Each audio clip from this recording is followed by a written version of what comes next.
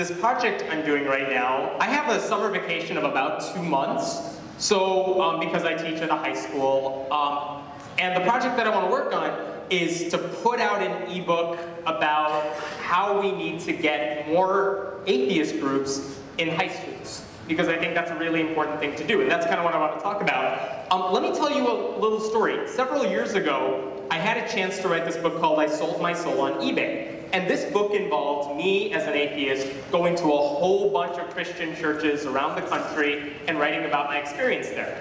Well, it was published by a Christian publisher. Like, they pitched it to Christians saying, here's what an atheist thinks of your church.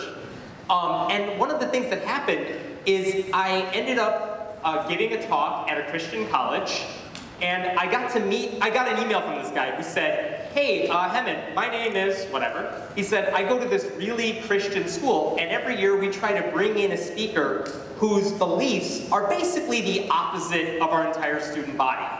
So, you know, last year we brought in a feminist, and the year before we brought in a Democrat, and we figured, let's bring in an atheist. So can you come? And then P.S., I'm an atheist too. And he said the reason he wasn't out is because, one, he would get expelled. And he said the reason, you know, I talked to him later, he said his parents worked at this school. I think his dad worked at the school. So he got free tuition. So he figured, all right, I'm just going to suck it up, go to school, get my degree, and then when I graduate, I'll go off and do whatever it is I want to do. And that's exactly what he did. So I gave his talk, and afterwards I got to meet a couple of his friends. And, you know, these friends of his are Christian. I mean, they're at that school for that reason. And one of them said, you know, because I was a teacher, she was a teacher, she said she teaches at a Sunday school at a local church. And she doesn't get to decide what to teach them. There is a curriculum. But she was able to, you know, the church would tell her, you got to teach the kids this. She taught like 8-year-olds. And they said, for this day, you have to, here's a bunch of gingerbread men cutouts. We want you to teach these kids to draw what a Christian looks like. So her reaction is, that's not a good idea. Because you can't draw what a Christian looks like. Christians are all different. You gotta talk to them. They're like, here's some more gingerbread men. And then have everyone draw what a non-Christian looks like. Yeah, you know where this is going. So she did this. I mean, she tried to explain to these 8-year-olds, like, guys, you gotta talk to people. You can't just look at them and think you know what they believe on the inside. You gotta have these conversations. She tried. And then she got the gingerbread men back. And she saved one of the drawings for me because she figured I would appreciate it. So according to one of the students, this is what a Christian looks like. He's holding a banana. I just want to point that out. Unbelievable. It's like they grow up just knowing. And it's holding a cross, and it's saying, I love God. And it has, look at it, it's perfectly combed hair, freckles, nice shirt, nice pants, like tucked in. Okay, that's what a Christian looks like, said the 8-year-old. Here's what the non-Christian looks like.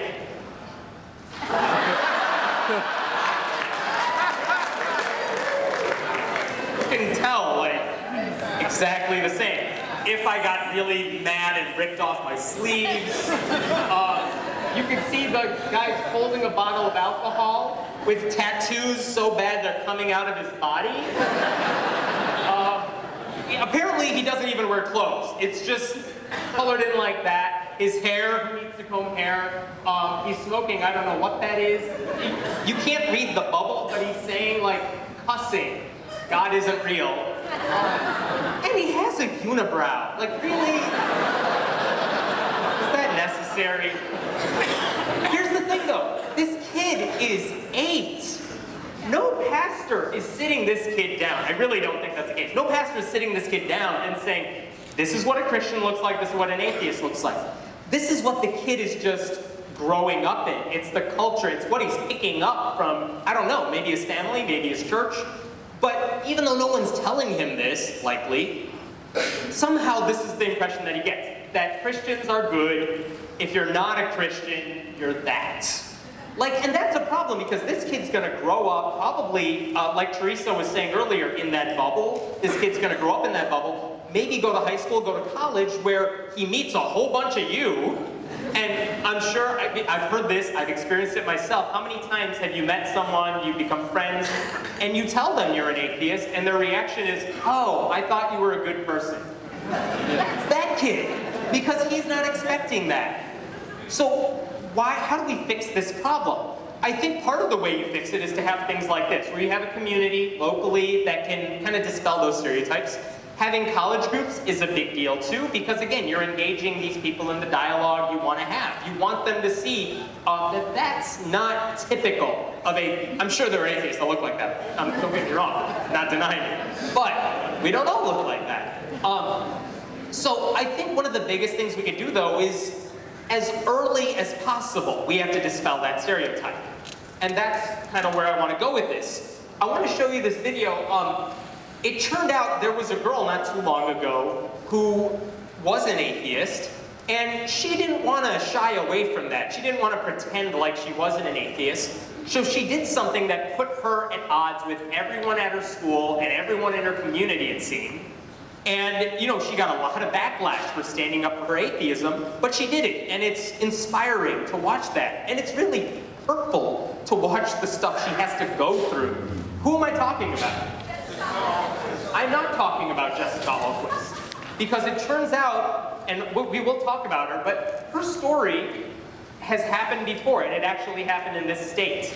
And I want to show you this video. The girl's name is Nicole. I know some of you might know her, know the family. This happened in Hardesty, in the Panhandle.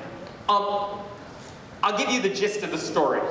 The gist of the story is she wanted to play on her school's basketball team at her public school, and at the end of the game, both teams would come together in a circle and pray. She didn't want to take part in that. She thought that was wrong, so she wanted to step outside of it, so she was kicked off the team. That's the story. It didn't get a lot of coverage at the time, but eventually 2020 got a hold of it, and this is a segment that they showed. Then came basketball season. But at the first game, everything changed because after the game, the girls gathered to recite the Lord's Prayer. I didn't think they had religion in sport, but when it came to basketball, they would pray before and after practices. They would pray during games. You know, praying was a tradition for them, and that's what they said. Even the other team joins in. And from the stands, school officials too, says Nicole. All the teachers that work at that school, the administration have their heads bowed and they're saying the Lord's Prayer with the kids. Coach has his head bowed. It's a thing that everyone does. It was uncomfortable for Nicole because she's an atheist. So did you say, no, I'm an atheist, I won't do that? Well, I told the coach, I was like, oh, I don't believe in God, I'm an atheist. So he's like, well, go to the locker room then. Nicole says once she said she was an atheist, your relationship with the other kids changed. Yeah.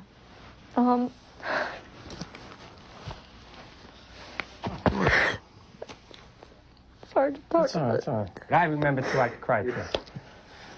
And I don't like that. It's just students called her names, she says. You know, they would call me devil worshiper. I'd walk down halls, people would laugh at me. They would look at me really weird and stare me down. Then she says teachers joined in. What would they say? This is a Christian country, and if you don't like it, get out. When the kids hear a teacher say when she goes to the bathroom, I hate that girl, what are you telling the kids at the school? That's a gang, man. Religious gang. School administrators kicked Nicole off the basketball team. They said she was bad for team morale and that she'd stolen another student's sneakers. Did you take the other girl's shoes? No, I borrowed it from her, and people saw me give it back to her, and she said thank you. You were late to practice nearly every day. Actually, I was early to practice every day, and I ran my laps before the coach got there. A year later, Nicole was allowed back on the team. This time, when the prayer started, Nicole stayed outside the circle. So I just stood outside of it and said the Pledge of Allegiance. Without the under God. Without the under God. The next school day, she was suspended. Fearing for their daughter's safety at school, Nicole's parents decided to homeschool all three of their kids. In place of sports, Nicole now focuses more time on music. She taught herself to play classical piano. And she joined with her dad and brother to start a family. They're getting paid gigs. I miss school, but I don't want to go back to that school. I tried going back to that school for 2 days, and I couldn't handle it. And there was a new kid there, so he's like, oh, I heard about you. You're that dirty little troublemaking atheist. So for now, Nicole's dreams are on hold. So that happens. And that happened not that long ago. I mean, hopefully everyone's sitting there like, how could we let that happen? How could someone like that go through that? And maybe you didn't even know about it. Because I think that's what bothered me the most, that her story wasn't a big deal when it happened, because most people just weren't aware of it. Now, this happened about 5 or 6 years ago.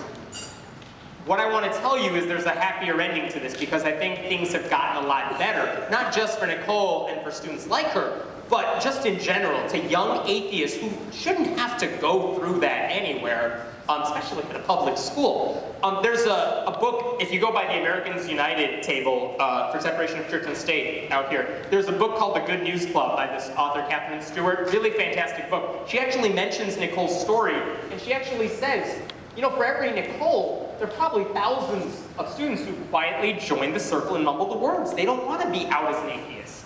I'm skipping to the end here. They've learned they have to pray to play. No atheist, especially a young one, should have to go through that. So what I want to make a point here of saying is that, yes, that was horrible, but things have gotten a lot better since then. So, yay. How has it gotten better? Let's talk about a few reasons things are actually better now for high school atheists, college atheists than they ever were before. And part of this has to do with a huge demographic shift, and we're seeing this all over the place. This is a study put out by the Pew Forum. It asked people, are you religiously affiliated? The question actually said, what is your religious preference? Protestant, Catholic, Jewish, some other religion, or no religion? Now, I realize no religion doesn't just mean atheist, but it includes atheists, and that is us. We are the nuns. We are the no atheists. The two bars you see, well under 10% there, that's the greatest generation, silent generation. This is everyone born before 1945. What happens when you get to the baby boomers?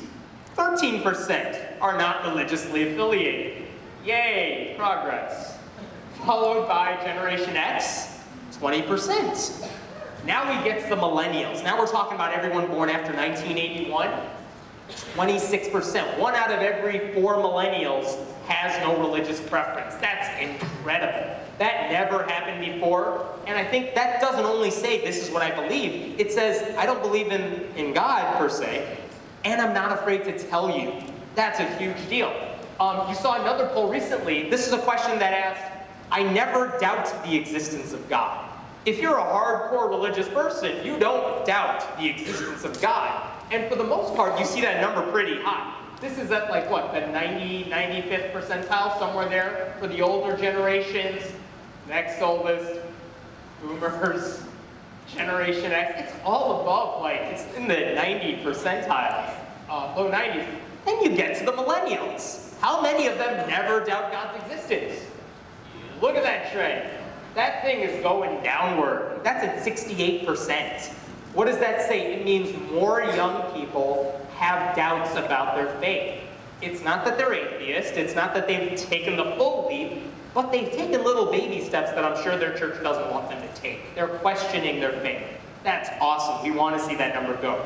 So everything here is telling us that younger people are more likely not to be religious, or at least they're more likely to question their faith. That's a good thing. That helps us out, because it means people like Nicole aren't alone. There was a book that came out a few years ago by a Christian pollster, David Kinnaman, and he wanted to know from a Christian perspective, they see this exodus of people from the church. Maybe when they graduate high school, they go off to college, they don't come back to church when they're older. Why is that? He wanted to find out. So we asked people, you know, why have you left the church, or why are people leaving the church? This is what he found. People said the church is too insular. They're in that bubble. Too irrelevant. Who cares about the stuff you're talking about? Too anti-science. They didn't like that. Too sex negative. Too exclusive. You can't even associate with people outside of our church. And too anti-doubt. You can't ask questions in a church. But you come to an atheist group meeting on your college campus, all of a sudden those questions are fair game. This is why they're leaving the church, and all of this works to our advantage. Just to talk about the changing demographics, we know gay marriage is more favorable to a younger generation, but I just want to point this out. Even the religiously unaffiliated at the very top, only 66% of them favor gay marriage. 2/3 favor gay marriage. But if you isolate out atheists and agnostics, where is that number? 80%.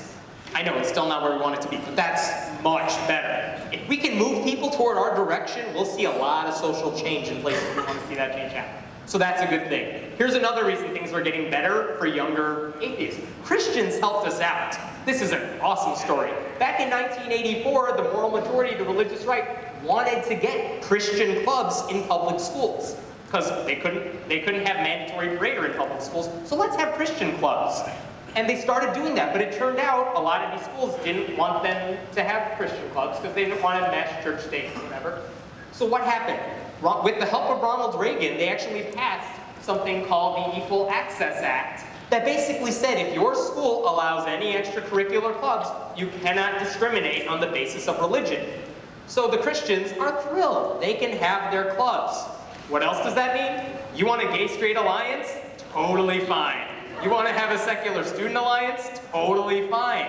So because the Christians fought for it, we can now have atheist clubs at every high school in the country.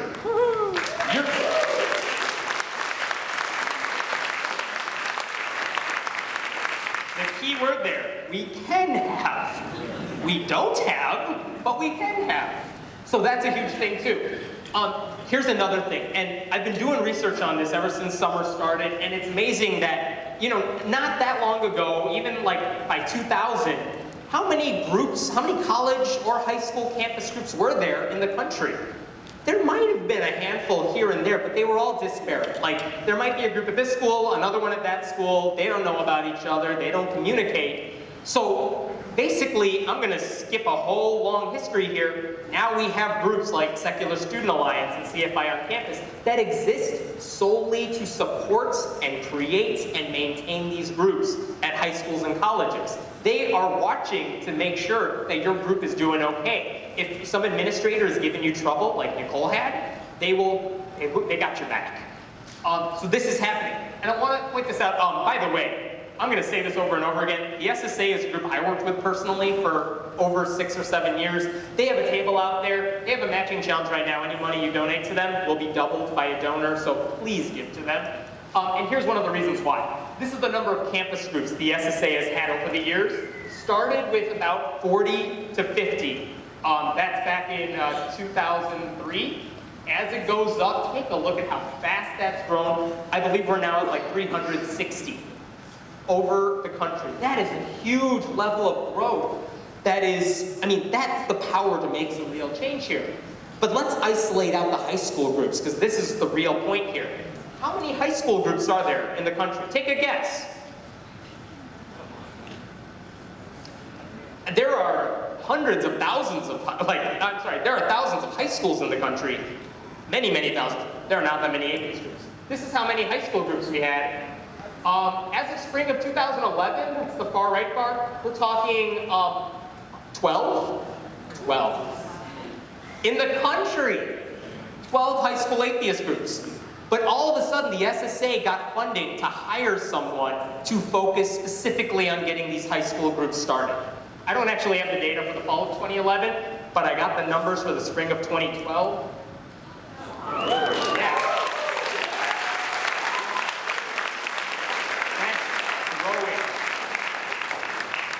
That number is growing fast. That needs to happen a lot more. So that's a huge deal. That is changing the way we do things. Here's another thing. The media absolutely loves atheists. If you're a journalist, you love writing about conflict.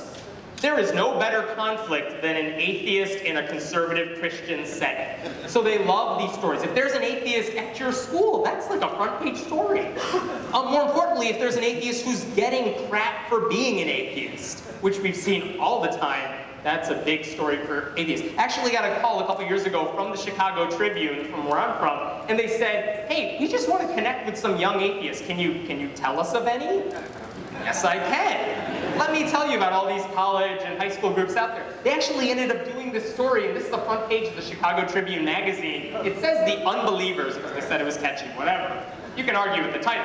But they featured these 8 happy, smiling atheists on their front cover. This story was so positive, and really, all the quotations were about, yeah, we're just good people. We want to do community service on campus. We just want to raise questions and doubt. How do you oppose that? If you try to, and they tried to get quotations from, Christian group leaders saying, what's wrong with these atheists?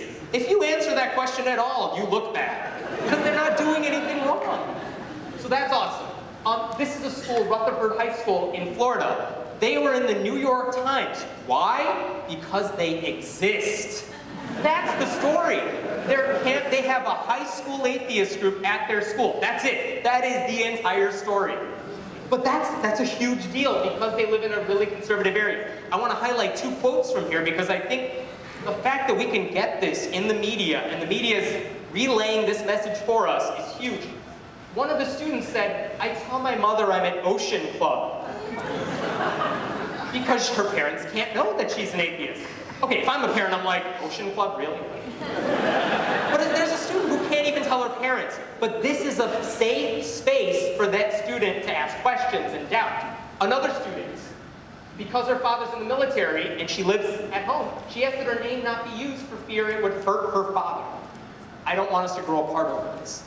That's a conflict that is going on with so many young atheists. I became an atheist when I was a freshman in high school. I didn't tell my parents. I barely told my friends until I got to college. So I can totally sympathize with not wanting to be outed as an atheist. But the more we let them know there's a community out there, and especially at your high school, maybe 1 or 2 of your teachers are atheists, and they're part of this discussion, that makes them feel better. And the last thing we want is for any atheist to feel that they can't tell people who they are because of their faith. You guys know the Southern Poverty Law Center. It's the one that puts out the list of hate groups. They actually ran a great story about the unaffiliated, the nuns, the people without religion, and how we can help them. They actually said for teachers, in a small group, these are conversations you could have. When does ostracism cross the line into bullying, and how do we prevent that? Is negative peer pressure ever acceptable? Why or why not? You know who didn't ask those questions? Anybody at Nichols High School.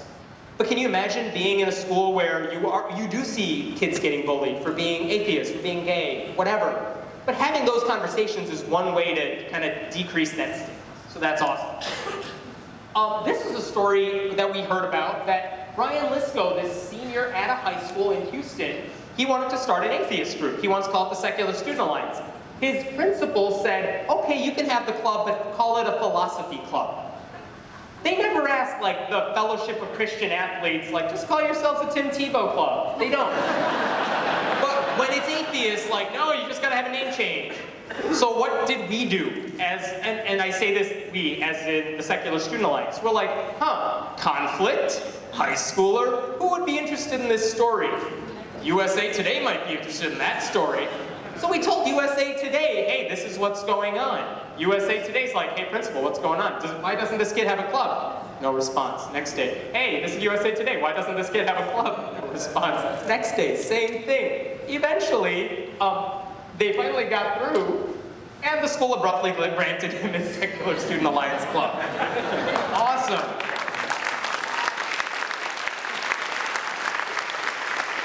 We shouldn't have to do this every time. But again, the media is like, hey, we just want to know, this thing seems perfectly fine. Why are you giving this kid crap about it? They don't want to be part of that story. Fine, they'll fix it. They'll make things right. Similar story. This girl's name is Crystal Myers. She's from Tennessee. She wrote an article for her high school paper called No Rights, A Life of an Atheist, talking about how, as a young atheist, she felt a lot of places in her community, in her school, she sometimes felt discriminated against. At school, and she even said, why does atheism have such a bad reputation? Don't we have the same rights as Christians? Her school said, we're not publishing the story. So what do? Answer? Louder.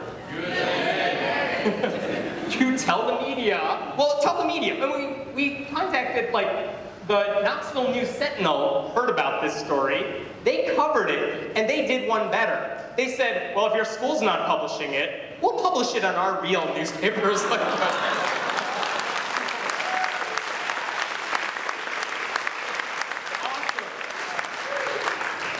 Don't read the comment thread on this. But that works. I'm going to go back. Yeah. This is another thing. Because there are so many young atheists here, and they're facing some of these same pressures that we're trying to prevent. We know bullying is a problem at schools. How do we prevent that? We need to see more people speak out against it. So here's a conversation. This is a dialogue from the show Glee that actually, I just want to point out, this conversation would never have happened several years ago. But this character, you don't have to know about Glee to make sense of this. The character here is an atheist. And that's all you need to know about it. So just hear the conversation and enjoy the fact that it appeared on like one of the highest rated shows on TV. Your voice is stunning, but I don't believe in God. Wait, what? You've all professed your beliefs, I'm just stating mine. I think God is kind of like Santa Claus for adults. Otherwise, God's kind of a jerk, isn't he? I mean, he makes me gay and then has his followers going around telling me it's something that I chose, as if someone would choose to be mocked every single day of their life. And right now, I don't want a heavenly father. I want my real one back. But Kurt, how do you know for sure? I mean, you can't prove that there's no God. You can't prove that there isn't a magic teapot floating around on the dark side of the moon with a dwarf inside of it that reads romance novels and shoots lightning out of its boobs, but it seems pretty unlikely, doesn't it? Is God an evil dwarf? We shouldn't be talking like this. It's not right.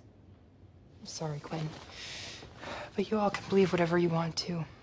But I can't believe something I don't. I appreciate your thoughts. But I don't want your prayers. Cool. Awesome. So,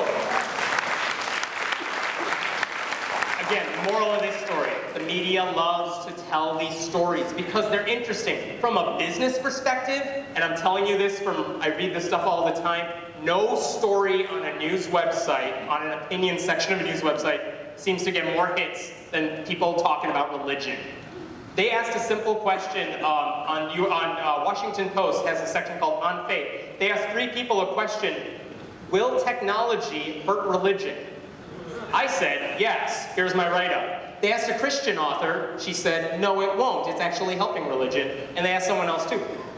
The other sections got smattering of comments. About 500, 600 comments, like within a few days on mine. Not because I was saying something, but because the fact that someone was saying atheism is good and technology's like, Google is the pastor's worst nightmare. Like, take that, banana. So, if anything is happening in your school, or a school you know about, yes, you can contact the SSA, we'll be glad to help you out. You can contact the Freedom from Religion Foundation. They will get lawyers on your side. But if you tell the media, that stuff's gonna change in a heartbeat, because they love those stories. Here's another thing we've done for young atheists. We started supporting them. This didn't happen for Nicole. And it's not because we didn't care, it's because most of us didn't know this was going on. Now we have ways of, if something happens in the panhandle of Oklahoma, everyone will find out before long. Because we have ways of spreading those stories via the media, via blogs, Twitter, Facebook, whatever. We started supporting them. So, you know, last year I heard about a story about a kid in Louisiana who said, I want to stop the graduation prayer at my high school, and he got crap for that. And not only that, and this is what really appalled me, the kid's name is Damon Fowler. When this story appeared in the media, because they love covering this stuff, they quoted one of his teachers. And the teacher, Mitzi Quinn, has been on the staff for almost 25 years. Look at the bottom. What's even more sad is this is a student who really hasn't contributed anything to graduation of their classmates. The teacher's ripping on a student in the press. I teach a lot of kids. I do not like a lot of the kids. I would never talk smack about them in public. So after all this, and by the way, the graduation prayer, despite everything he tried to do, despite the legal help he got, the graduation prayer, in a roundabout way, went on. But we were like, hey, let's support, we want more students to be like that. We want more students standing up to try to fight this sort of thing in their school. So we had a fundraiser on my site. We ended up raising over $30,000 for a college scholarship for Damon, which I'm really excited about. But more importantly, it means, and Damon's actually starting community college, I believe, this fall, so that money will be put to use. Just to let him know, look, we have your back, we support you, we want to make sure you're doing all right. And like we mentioned earlier, Jessica Alquist, in another story, she saw a prayer banner in her high school auditorium that said, you know, in God's name, amen, whatever. She wanted to take that down. It seemed like she was the only one in her community in Rhode Island who wanted to take that down. They even, a state senator called her an evil little thing for trying to do that. Her mayor, in an assembly like this, somebody asked the mayor of their town, hey, mayor, what do you think of that prayer banner? And he said, I want it to stay right up there, as Jessica's in the audience. Like, basically, everyone, pick on her. My friend JT at Free Thought Blog made evil little thing t-shirts. Let's stand in support. We're all evil little things. Let's hear it. We raised more money for Jessica, $48,000. With the addition of the t-shirts, that was almost $8,000 more. I had some guy email me, he's like, I don't really want to give through PayPal, which is that fundraiser thing. He's like, can I just give her $5,000? I'm like, here's who you need to talk to. So ultimately, we were able to give her a check for over $62,000 at the Reason Rally.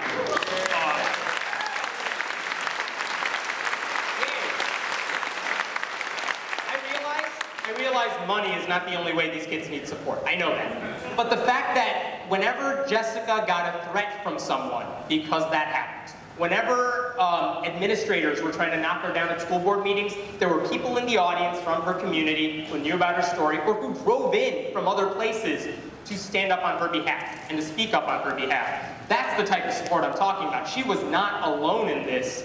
And even every time people were against her, alert the media. Freedom from Religion Foundation wanted to send her a bouquet of flowers to thank her for standing up for it. 3 florists that they contacted in Rhode Island said, we don't want to deliver to her. So we contacted the media. And by the way, not only that, the Freedom from Religion Foundation found another florist who was not only said, yes, we'll deliver to her, they actually threw in a second bouquet and said, we support the First Amendment. And all of that got in the press. So yay for people who support the First Amendment.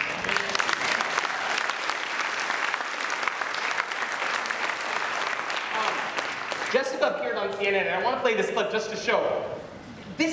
Jessica, and I'm saying this as someone who loves this girl dearly, she's not unique. There are so many students like her who have that courage, but they might not be sure what the reaction is going to be. We want to let them know it's going to be okay. And I'm amazed by how outspoken and calm and poised she is when people are leveling kind of, you know, when you're on TV in front of a bunch of people watching, it's very hard to stay composed. She does it really well in this interview with CNN. We were just showing some pictures of angry parents who were very loudly talking about the Pledge of Allegiance and saying the Pledge of Allegiance in this meeting that clearly became very, full of anger. What do you make of the hostility that's come out around this? You've gotten death threats, is that correct? That's correct. And? It's been really difficult, obviously, just to constantly have this feeling of hatred towards me in my community. The meeting itself was difficult, but it's kind of what's been going on for a long time now. And, I think I'm ready for it at this point. But you never really get used to hearing about how bad you are, really. It always hurts. And the death threats, obviously, have always hurt my feelings. I've just kind of gotten to a point where I can cope with it. It's not so much that I'm okay with it happening, but I'm able to cope with it now. There's a congressperson, state rep, who Peter Palumbo, and he said this about you. He said you are an evil little thing, and you've had to have a police escort take you to school. Have you responded to him?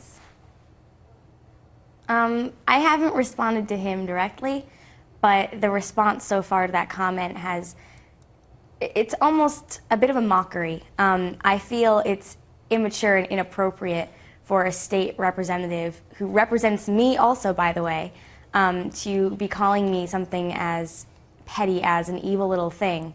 And so while it does kind of hurt a bit, we've kind of turned it into a joke. I've heard about that. You've got a friend who's now co-opted the phrase. I hope you've trademarked that, evil little thing, right, and turned into T-shirts that he's selling so that you can help fund your college education. Is that right?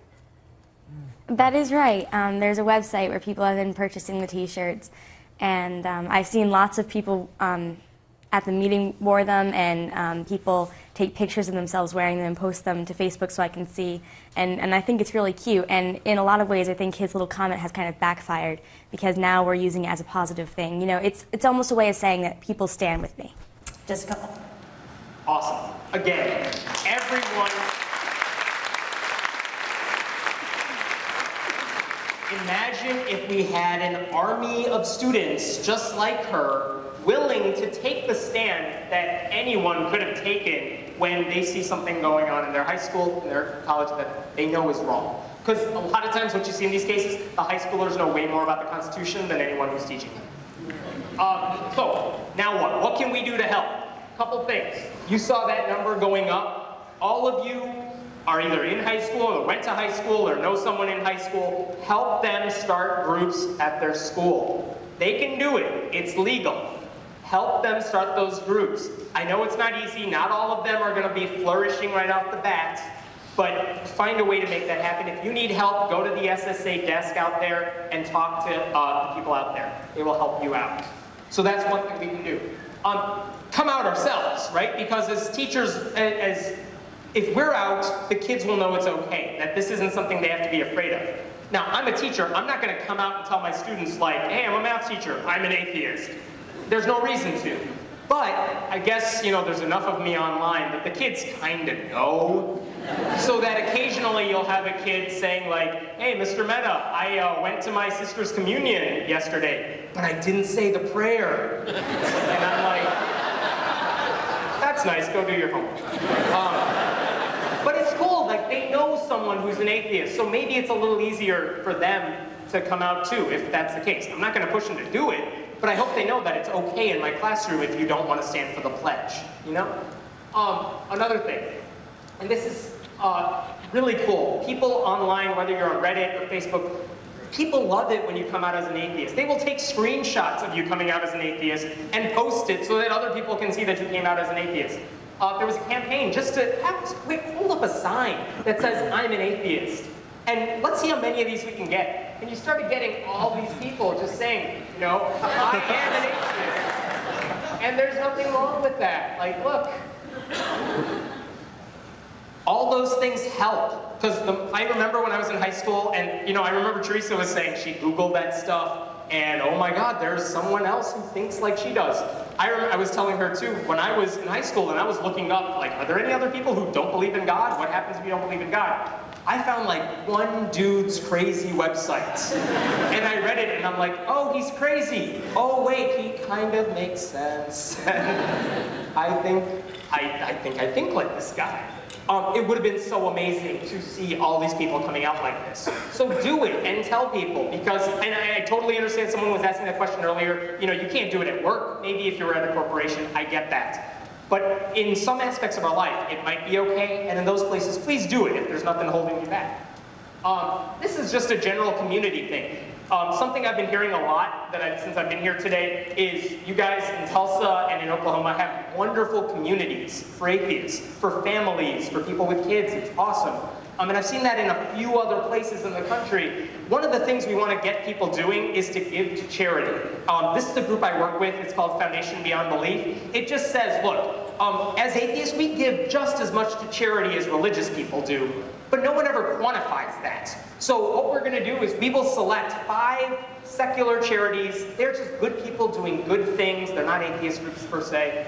And we want to support them. So if you want to give money, do it as a group. And doing this, we've actually raised over $250,000 since 2010. I hope you would consider doing this too if you're interested. It's foundationbeyondbelief.org. The reason I bring this up is I actually had a few students come up to me last year and they said, we want to start an atheist group at our school. I'm not taking the lead on this, but I'm like, oh, so what would you girls even do with an atheist club? Thinking, oh, what are they going to do, like trash Christians? I don't want to be a part of that. They said, well, we just want to have a discussion at our school about religion. They want to have like these conversations because they don't get them in the classroom. We want to do a lot of community service. We want to raise money and give it to charity. Oh my God, that's awesome. Why isn't every high school doing this?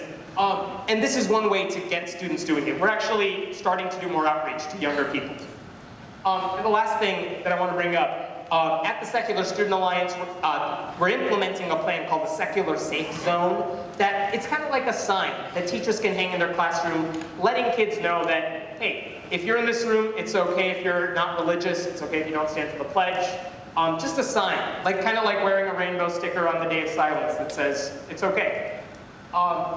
If you want to contact me, my information is there. I'm around here all day. Please talk to me. Like I said, I'm doing hopefully a book on this by the end of the summer, and when it comes out, I'll mention it on the website, but the goal is to get more of these groups into high schools because we don't want them to see that evil gingerbread man. So, cool, thank you.